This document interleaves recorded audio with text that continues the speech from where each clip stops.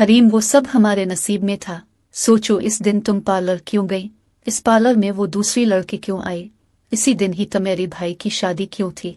तुम तो घर से बाहर भी नहीं जाती थी ना, तो इसी दिन तुम्हारा पार्लर में जाना क्यों इतना जरूरी था? वो 2 कदम का फासला भी मिटाकर उसके करीब आया। बेकरारी से इसके बाजू थामे, नम आंखें लिए इसकी आंखों में झांक। हाथ मत लगाए मुझे, वो इसके हाथ झटकती हुई चलाए। नहीं लगा रहा, बस अनाबिया से मिल लो। नहीं मल्ला मुझे किसी से, मैं आपकी शक्ल भी नहीं देखना चाहती। सुन लिया आपने, अब आप जा सकते हैं यहां से, वो दांत पेश कर बोले। जायश इसकी जानिब देखे गया। ओके, चला जाता हूं, स्ट्रेस मत लो, तुम्हारी और बच्चे के लिए ठीक नहीं। खबरदार, इस बच्चे की बात तो करना ही मत। ये सिर्फ मेरा बच्चा है, और उसकी पैदाइश के बाद मैं तलाक लेकर पूरी तरह इस रिश्ते को अपने पैरों तले कुचल दूंगी। आई बात समझ में? वो अभी बुलंद आवाज में ही बोल रही थी जब अनाबिया उसकी ऊंची आवाज सुनकर कमरे में चली आए। भाभी, अनाबिया ने पुकारा तो हरीम उसकी जनाब मुतवज्जे हुई। अनाबिया ने लपक कर इससे लिपटना चाहा, मगर हरीम ने हाथ उठाकर उसे दूर ही रोक दिया और नफरत से उसे भी घूरा। भाभी, प्लीज भाई को माफ कर दें, ये सब गलत फहमी में हुआ। मैं जानती हूँ वो बिल्कुल गलत। तुम वही हो ना जिसकी बर्बादी का बदला तुम्हारी बुज़दिल भाई ने मुझसे लिया। हरीम ने इसकी बात बीच में ही काट कर उसे शर्रबार निगाहों से घूरा। मैं तुमसे पूछती हूँ, क्या तुम अपने मुजरिम को माफ कर सकती हो? हरीम ने इसके तमाम जख्म उधेड़ दिए। जायश का चेहरा शिद्दत ज़ब्त से सुर्ख पड़ गया। उसने सख्ती से मुट्ठियां और जबड़े भयंचे हुए थे। मेरे मुजरिम ने मुझसे निकाह करके मुझे इज्जत नहीं दी थी भाभी, अनाबिया ने आहिस्तगी से कहा। वो निकाह बातिल था, ये तो तुम अच्छी तरह जानती होगी ना। हरीम किसी सूरत उन्हें कहीं से गुंजाइश देने वाली नहीं थी, पूरी तरह नहीं था। शायद ये बात आपके इल्म में ना हो, या इस वक्त आप टेंशन में थी और गौर न कर पाई हूँ।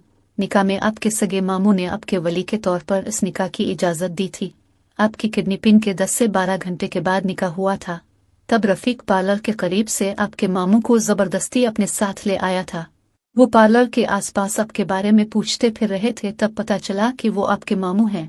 तब भाई ये हरगज़ नहीं जानते थे कि आपके मामू का ताल्लुक मेरे मुजरिम से नहीं है।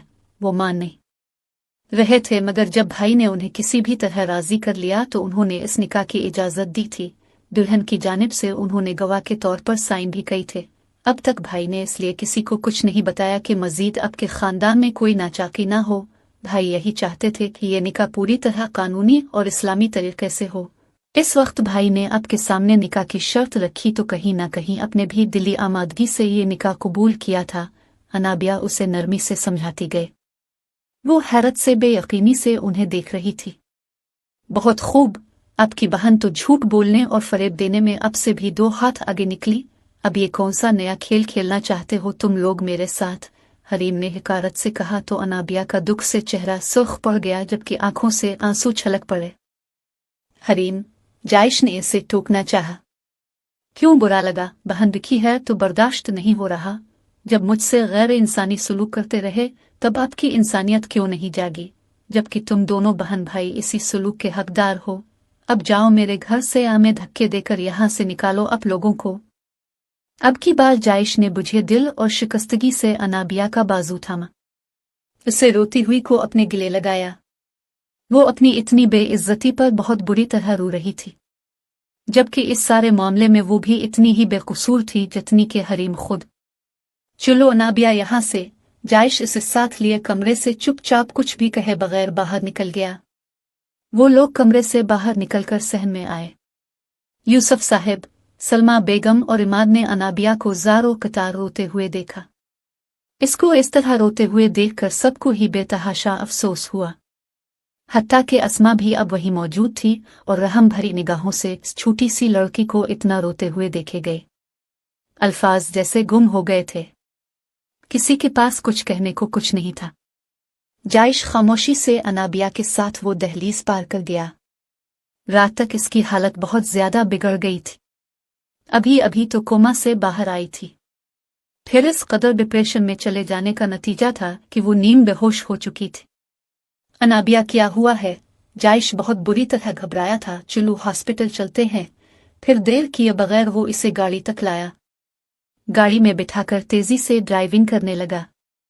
मैं ठीक हूँ भाई, इसने नीम गुनूदगी में उसे पुकारा। हाँ इंशाअल्लाह बिल्कुल ठीक हो जाओगी, जायश ने कहा और अपनी तवज्जो डालियों की जानिब मबजूल की। अभी आधा रास्ता गुजरा था कि उसे इमाद सड़क पर अपनी बेगम के हमरा परेशान हाल खड़ा दिखाई दिया। जायश ने अपनी प्राडो इसके पास आकर रोकी। क्या बात है, कुछ परेशान लग रहे हैं, मैं कोई मदद कर सकता हूँ? जायश ने नॉर्मल लहजे में पूछा। अस्मा की तबीयत बहुत खराब है, हॉस्पिटल ले जा रहा था कि बीच रास्ते गाड़ी खराब हो गई है और कोई गाड़ी या टैक्सी भी नहीं मिल रही, ऊपर से फोन भी डेड है मेरा। इमाद ने भी नॉर्मल अंदाज में इसे अपनी मुश्किल बता दी। सच तो यह था कि वो जितना परेशान था उसे इस वक्त यहाँ उसकी मौजूदगी से काफी राहत महसूस हुई थी। ऊपर से लम्हा ब लम्हा अस्मा की खराब होती तबीयत जो 3 मंथ प्रेग्नेंट थी।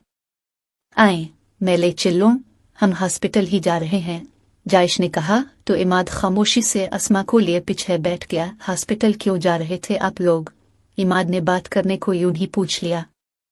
अनाबिया की तबीयत बहुत खराब है, जायश ने कहा तो इमाद ने एक नज़र पिछली सीट पर मौजूद निढाल से वजूद पर डाली। उसे अब हरीम के रवैये पर बीच में अफसोस सा महसूस हुआ। वो अब खामोश थे। हॉस्पिटल पहुंचने पर इमाद ने इसका शुक्रिया अदा किया। इसकी ज़रूरत नहीं, ये मेरा फ़र्ज़ था, जब फ्री हूं तो गाड़ी में आकर बैठ जाना, और अगर पहले हम फ्री हुए तो आप लोगों का इंतज़ार करेंगे, जायश ने कहा। इमाद अस्मा को लेकर गायनी वार्ड की जानिब चला गया जबकि वो अनाबिया को लेकर उसकी डॉक्टर के पास चला आया। वाकई इसने बहुत ज्यादा स्ट्रेस लिया था। वो 2 घंटे अंडर ऑब्जर्वेशन रही। उधर अस्मा को भी ड्रिप लगी थी तो उन्हें भी इतना वक्त हो ही गया। जब वो फ्री हुए तो इकट्ठे ही बाहर निकले। आए बैठे, जायश ने इमाद की जेजे का महसूस करके खुद ही आगे बढ़कर फिर से गाड़ी का दरवाज़ा खोल दिया।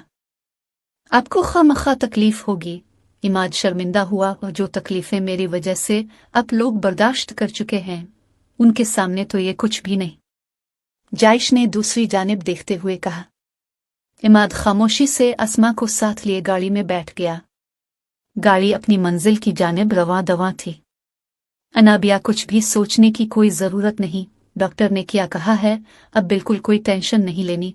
अब भी नर्वस ब्रेकडाउन होते होते बचा है, ये टेंशन तो मेरे लिए कितनी खतरनाक है तुम जानती हो ना, इंशाल्लाह सब ठीक हो जाएगा, जायश ने अनाबिया को नरमी से समझाना चाहा, मगर वो फिर फूट फूट कर रो दी। अनाबिया, जायश ने इसे बेबसी से पुकारा। इस सब की ज़िम्मेदार मैं हूँ भाई, सब कुछ मेरी वजह से हुआ, अगर मैं ना होती तो ये सब भी ना होता। काश मैं भी मम्मा बाबा के साथ इस एक्सीडेंट में मर जाती तो आज ये सब ना होता। वो बेतहाशा रो रही थी। इमाद ने पहलू बदला। इसके इस तरह रोने पर अस्मा भी रो पड़ी।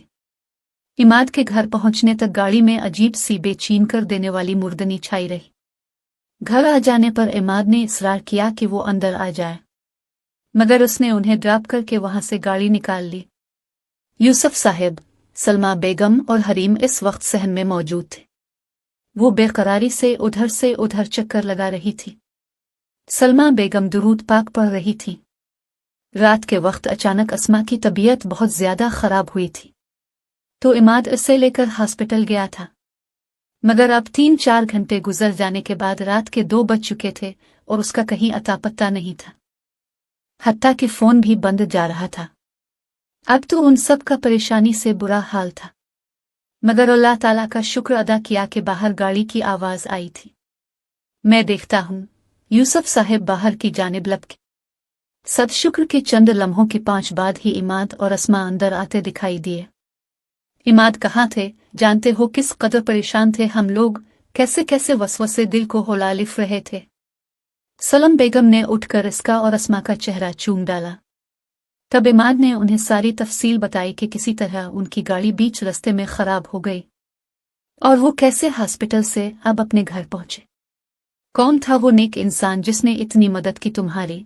अल्लाह ताला इसका भला करे, नेक नसीब हूँ, सलमा बेगम ने दिल से दुआ दी। जायश था मम्मा, वो अपनी बहन को लेकर हॉस्पिटल ही जा रहा था। इमाद ने सादगी से बताया तो सब चौंक गए। अस्मा उदास सी अपने कमरे में चली गई। अरे क्या हुआ था इस बच्ची को? दिन में तो अच्छी भली मुस्कुराती हुई यहाँ आई थी। सलमा बेगम को दुख हुआ। शायद डिप्रेशन की वजह से नर्वस ब्रेकडाउन होने वाला था। वक्त पर जायश इसे हॉस्पिटल ले गया तो बचत हो गई। इमाद के लहजे में भी अफसोस था। उसने एक नज़र हरीम को देखा, जवाब भी सर्द चेहरा लिए पास खड़ी थी, जैसे इसे अब भी किसी के दुख से रत्ती बराबर भी कोई फर्क ना पड़ रहा हो। वो जैसे पत्थर की बन गई हो। हरीम चुल्लू अंदर, क्या सोच रही हो? मम्मा बिल्कुल अच्छा हुआ इसके साथ, इसे भी तो पता चले कि अपनों का दुख कैसे सीनों में आग लगाता है, हरीम ने नफरत से कहा और अपने कमरे में चली गई। सलमा बेगम और यूसुफ साहब एक दूसरे की जानिब देखते ही रह गए। वो अपने बिस्तर पर नीम दराज थी। हरीम ने सोने की कोशिश की, मगर जैसे ही आंखें बंद की अजीब तरह से दम सा गठने लगा, और ऐसा इसके साथ आधे घंटे से हो रहा था। अब की बार वो बिस्तर पर उठ बैठी और बहुत बुरी तरह से अपनी उंगलियां चटखाने लगी। दरअसल ये ज़मीर की मलामत थी जो उसे सोने नहीं दे रही थी। दो आंसू बहाती आंखें उसे तसव्वुर में आकर बेचैन कर रही थीं। आज इसने किसी का बहुत बुरी तरह दिल दिखाया था। आज इससे वो अमल सरजद हुआ था जो उसने कभी करने का सोचा भी नहीं था। दिन में तो अपने ऊपर बेहिसी का खौल चढ़ाए रखा, मगर अब वो बुरी तरह चटखा रही था। यह सच था कि वो शख्स उसका मुजरिम था और हरीम इसे कभी भी मुआफ करने का इरादा नहीं रखती थी, मगर इस सारे किस्से में अनाबिया का सिरे से कोई कसूर ही नहीं था, जिससे हरीम ने इस कदर बदसलूकी की थी कि वो बीमार होकर अस्पताल जा पहुंची। इसे इसको इतनी बुरी तरह बेइज्जत हरगज नहीं करना चाहिए था। वो किस कदर दुखी हुई होगी, उसका कितना दिल दुखा होगा। ज़मीर बार बार मलामत करता रहा। वो बिस्तर पर नीम दराज हुई तो अचानक नजर अपनी ममता पर पड़ी। उसने दोनों हाथ अपनी कोख पर रखे। एक अलग ही एहसास था, अनोखा, अछूता। मगर वो इस सारी रात बेचैन रही और बिल्कुल ढंग से सो नहीं सकी। अगली सुबह उसकी आंख खुली तो सबसे पहला ख्याल अस्मा का आया। हरीम उठ बैठी। आखिर क्या करूं कि सुकून आ जाए। वो अपने बाल समीनती बुरी तरह जेनी जला, फ्रेश होकर बाहर आई और सीधा इसके कमरे में गई। वो निढाल सी अब भी आराम कर रही थी। इमाद शायद किचन में था। आज इतवार का दिन था और इमाद और यूसुफ साहिब घर पर थे। भाभी, उसने पुकारा तो वो इसकी जानिब मुतवज्जे हुई। वो धीमे से उठकर नीम दराज हुई। अरे उठ क्यों रही हो, लेटी रहूं प्लीज, हरीम ने कहा तो वो मुस्करा दी। मैं ठीक हूं। एक बात पूछूं भाभी, रात तुम जब घर वापस आए तो इतनी उदास क्यों थी? शाहिद रू भी रही थी, क्या हुआ था? हरीम ने पूछा तो अस्मा खामोश सी हो गई, लेकिन फिर बोल ही दिया। अनाबिया की वजह से वो काफी बीमार थी और रो रही थी। जानती हो, वो अपने भाई से बोल रही थी कि काश वो भी अपने वालिदैन के साथ एक्सीडेंट में मर जाती। तब इसके लहजे की बेबसी ने मुझे बहुत उदास कर दिया था, अस्मा ने कहा तो हरीम का दिल मजीद बोझल होने लगा। अस्मा इसका उदास चेहरा देखेकर उधर उधर की बातें करने लगी, मगर हरीम के ध्यान की सुई उधर ही अटकी रही। और फिर पूरा दिन वो लाशूरी तौर पर किसी का इंतजार करती रही। लेकिन जब पूरा दिन गुजर गया और असर के बाद तेजी से शाम ढलने लगी तो उसके लबों पर बार बार एक तंजिया सी मुस्कुराहट रेंग जाती। बस इतना ही दमखम था मोहब्बत में कि अपनी और अपनी बहन की एक ही बेइज्जती बर्दाश्त नहीं कर सका। ये है इस आदमी की दो कौड़ी की मोहब्बत। तबीयत पर छाई बेजारी की वजह से जाने कितनी मनफी सोचें वजूद को घेरे हुए थीं। वो यूं ही दुनिया जहान से बेजार सहम में पौधों को पानी दे रही थी जब बाहर गली में गाड़ी के रुकने की आवाज पर चौंक उठी। दिल कानों में बजने लगा। बैठक के दरवाजे पर दस्तक हुई तो पूरा इस जानिब मुतवज्जे था, मगर वो बज़ाहिर अपने काम में मशगूल रही। यूसुफ साहब ने जाकर बैठक का दरवाजा खोला तो जायश अंदर आ गया। उधर बाहर वो पानी छोड़कर बैठक के दरवाजे तक आई। कैसे हैं? अब बिल्कुल ठीक। मैं दरअसल आज काफी लेट हो गया। दिन में भी अनाबिया की तबीयत काफी खराब रही, इसीलिए इसकी देखभाल में मसरूफ था। लेकिन मुझे एहसास है कि हरीम अब भी पूरी तरह मेरी जिम्मेदारी है। इसकी हर जरूरत को पूरा करना मेरा फर्ज है। इसीलिए इसकी तबीयत का पूछने आया था, ये भी कि उसे किसी चीज की जरूरत तो नहीं। जायश ने शर्मिंदगी से अपने देर से आने की वजाहत पेश की। कोई बात नहीं बेटा, यूसुफ साहिब का लहजा उसकी अच्छाई और नेक नीति के सामने उसकी जानिब से नरम पड़ गया था।